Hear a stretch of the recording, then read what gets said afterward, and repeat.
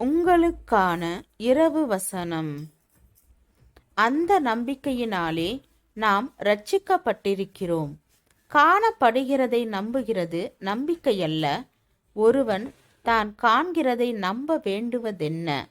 நாம் காணாததை நம்பினோமாகில் அது வருகிறதற்கு பொறுமையோடே காத்திருப்போம். அந்தபடியே ஆவியானவரும் தமது பலவீனங்களில் நமக்கு உதவி செய்கிறார். நாம் ஏற்றபடி வேண்டிக்கொள்ள வேண்டியதின்னதென்று அறியாமல் இருக்கிறபடியால் ஆவியானவர் தாமே வாக்கு கடங்காத பெருமூச்சுகளோடு நமக்காக வேண்டுதல் செய்கிறார்.